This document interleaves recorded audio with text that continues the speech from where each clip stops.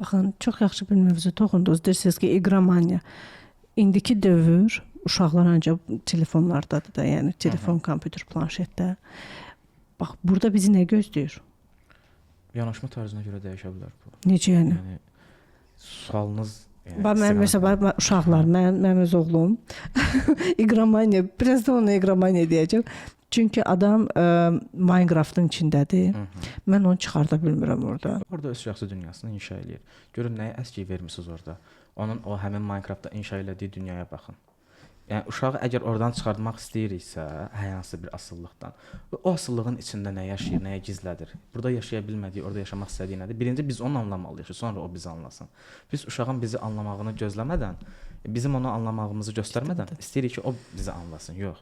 Onun orada bir dünyası var, orada gözəl bir inşaları var, nələrsə düzəldir. Yığır hər dəfə. Baxın görün orada harda xoşbəxtdir, onu nə zaman yığıb, hansı psixoloji durumda yığıb, niyə yığıb oranı, orada necə hiss eləyir, hansı zamanlarda ora qaçır, stresli bir gündən sonra mı qaçır, yoxsa xoşbəxt bir gündən sonra mı qaçır?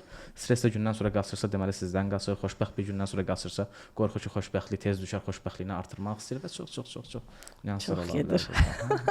Çox maraqlı. Uşağın orada daxili dünyası da əslində, belə deyək də, art terapiya da əslində iqramaniya. Aha, yəni, onun rəsm əsəridir əslində o. Yəni, müasirləşmiş art terapiya demək olar.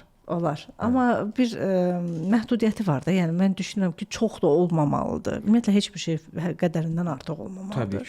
Təbii ki. Hə, çox da olmamalıdır. Mənə nəsə elə gəlir ki, o artıq çox ordadır. Siz elə gəlsə də mən eləyim. Valideyn instinkti olaraq. Onun çox orada olmasının səbəbkarı da sizsiniz. Razıyam, hə. Məsələ nədir? Təbii ki, işiniz gərək telefondan çox məşğul olursunuz. Bəli. Telefonun zərərlərindən bəhs edərək telefonda oynaya bilmərsiniz. Hə. Yəni uşaq deyirlər ailənin güzgüsüdür uşaq. Əslində bu psixoloji cavabı var bunun. Yəni tərbiyə və yaxud da ki, yetişdirmə sözlə deyil, hərəkətlə olur. Yəni get mamaya kömək elə deməklə ata mamaya kömək elə olmur. Mümkün deyil. Ata uzanırsa, mamaya kömək elə deyirsə, uşaq ataya aqressiya ilə sən kömək elə də, sənin əlin çatır, sən filan aqressiya ilə körpülər qırılır orada. Çox maraqlıdır.